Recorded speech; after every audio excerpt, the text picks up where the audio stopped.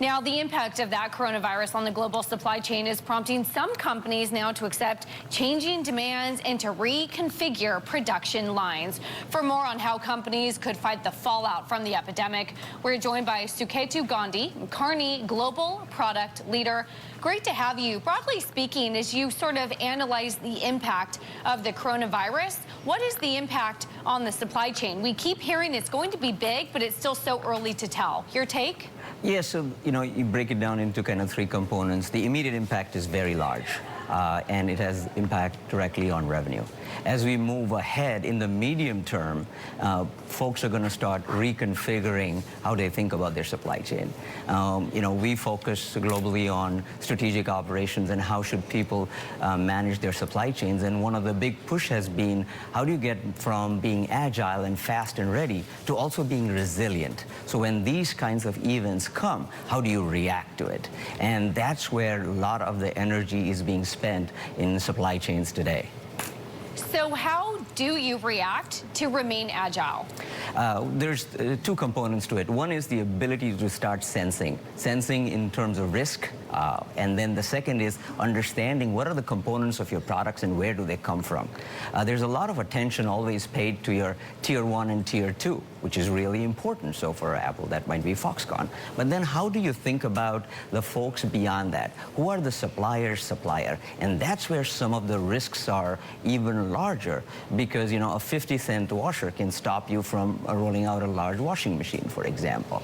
So that's how we look at it, which is large amounts of data, applying artificial intelligence to it, and having the ability in your manufacturing, distribution, and transportation to react to it.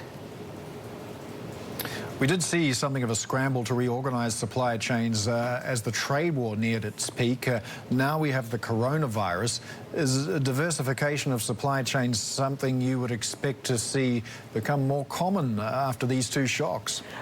Fundamentally, we think that all supply chains are getting reconfigured.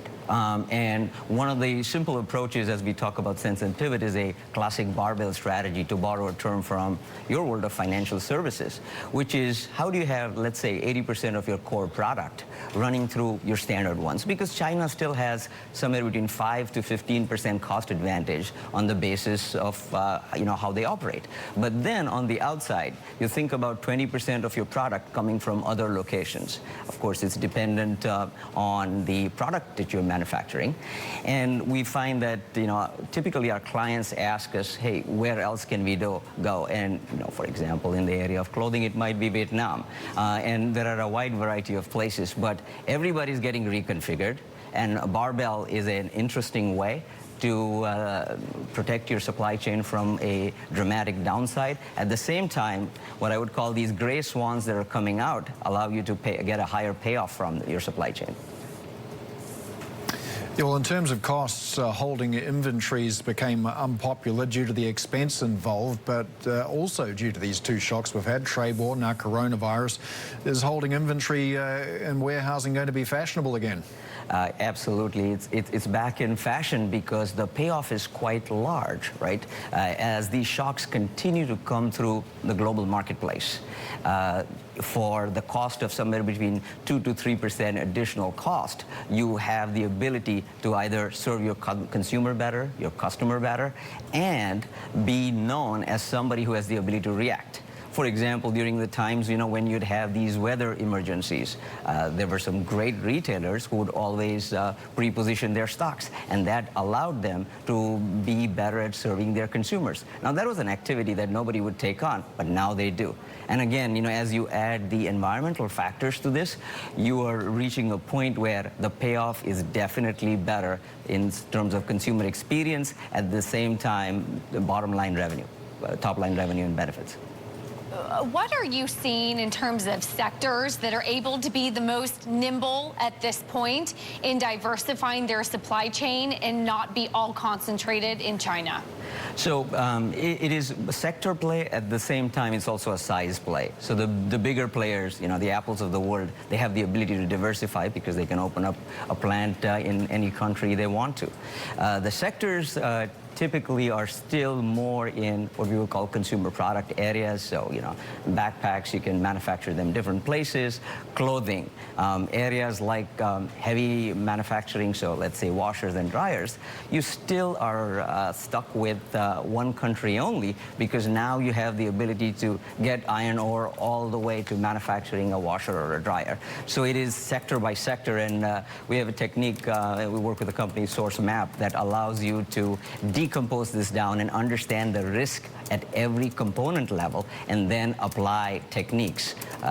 Tomorrow I'm on my way to Mexico to talk to folks to figure out how they can bring some more flexibility and resilience again in their marketplace using these sense and pivot tactics. And you talk a lot about using data and AI in your research to sense when a customer's perhaps maybe behavior is shifting, and then the company, which is a good thing for them, is trying to increase the size of their basket.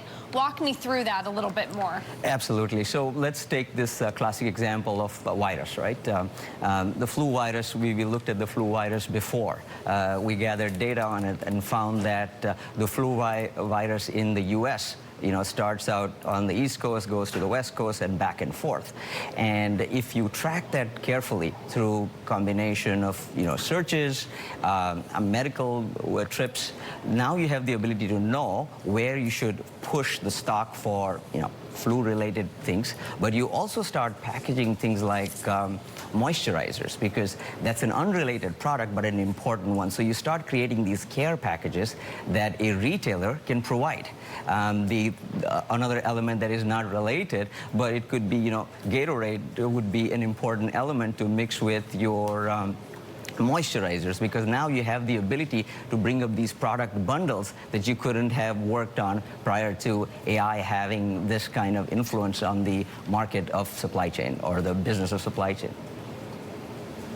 All right, Suketu Gandhi, Kearney Global Product Leader, thanks so much for joining us. Thank you, Paul and Bloomberg Taylor. Markets.